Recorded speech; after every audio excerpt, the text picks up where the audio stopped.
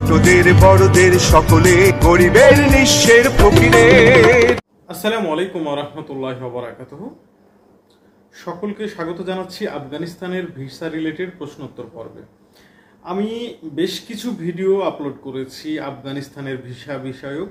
এর মধ্যে work permit visa, tourist visa, entry visa, এমনকি স্টুডেন্ট ভিসা নিয়েও সম্প্রতি আপনাদেরকে একটি ভিডিও উপহার দিয়েছি।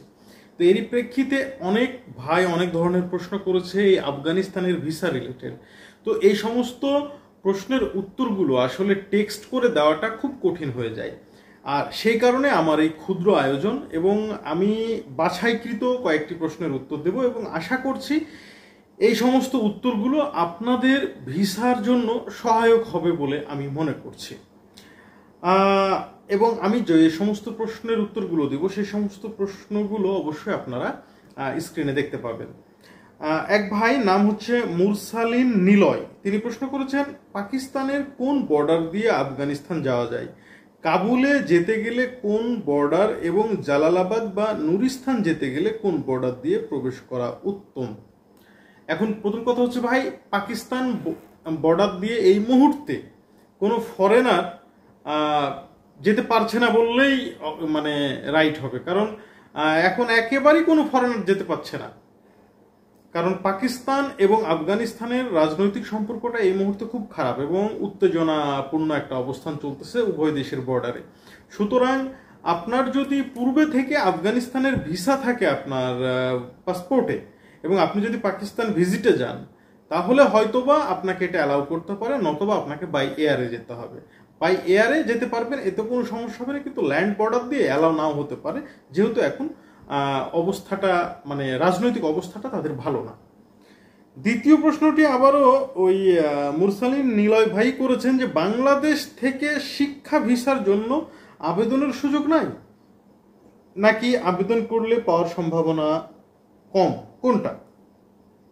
এবং জিজ্ঞেস করেছে যে ওখানে স্কুল, কলেজ, বিশ্ববিদ্যালয়ে শিক্ষক হিসেবে অর্থাৎ ওয়ার্ক পারমিট ভিসার জন্য আবেদন করার উপর আরেকটি ভিডিও বানানোর অনুরোধ।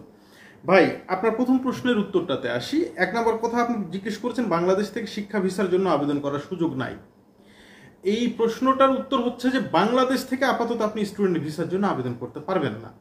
আপনি বাংলাদেশি হিসেবে আবেদন করতে পারবেন, তবে যেই সমস্ত দেশে আফগানিস্তানের কনসালট্যান্টগুলো খুব শক্তিশালী অবস্থানে আছে সেই সমস্ত জায়গায় বাংলাদেশ বা ভারতের এম্বাসি থেকে এই ধরনের ভিসাগুলো সাপোর্ট দেওয়া হচ্ছে না আপনাকে। এর জন্য আপনি পাকিস্তান থেকেও করতে পারবেন, পাকিস্তান থেকে কোনো সমস্যা হবে না যদি আপনি পাকিস্তানে থাকেন, অথবা আপনার জন্য সবচেয়ে সেফ জায়গা হচ্ছে দুবাই, এবং দুবাই থেকেই আপনাকে স্টুডেন্ট ভিসার জন্য আবেদন করতে হবে।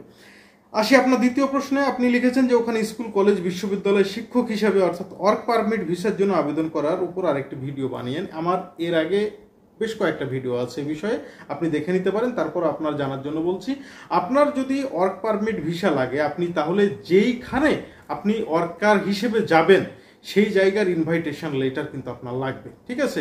এমনকি অ্যাপয়েন্টমেন্ট লেটারও লাগবে। যদি এটা আপনি প্রুফ করতে পারেন তাহলে বাংলাদেশ থেকে আপনি ওয়ার্ক পারমিট ভিসা পাবেন, এতে কোনো সমস্যা নেই।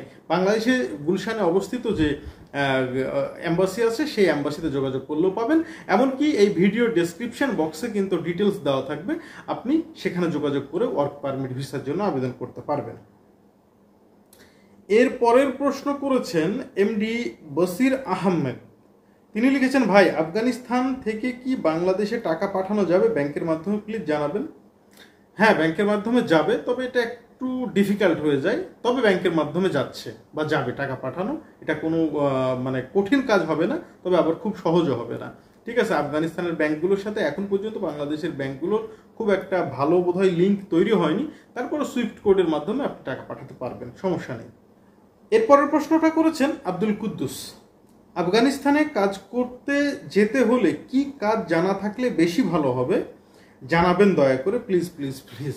আসলে আফগানিস্তানে যেতে হলে কি কাজ মানে ভালো জানতে হবে এ বিষয়ের আসলে মানে সঠিক কোনো উত্তর নেই, যেহেতু আফগানিস্তান এমন কোনো পর্যায়ে এখনো পৌঁছায়নি যে সরকারিভাবে আপনাকে কোনো মানে ওয়ার্ক পারমিট ভিসা দিবে।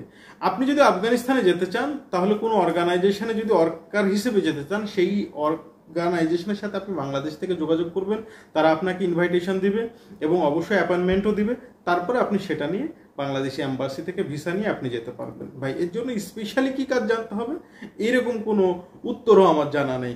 এখন সেই আপনি যে অর্গানাইজেশনে যাবেন সেই অর্গানাইজেশন কি ধরনের মানে কাজ পছন্দ করে বা তাদের কি ধরনের ওয়ার্কার লাগবে সেটা আপনাকে যোগাযোগ করে নিতে হবে। অর্থাৎ আপনি যে কাজটা জানেন সেই কাজের উপর ভিত্তি করে কোনো অর্গানাইজেশন আপনাকে নিবে কিনা এটা আপনাকে নিজেই খুঁজে বের করতে হবে।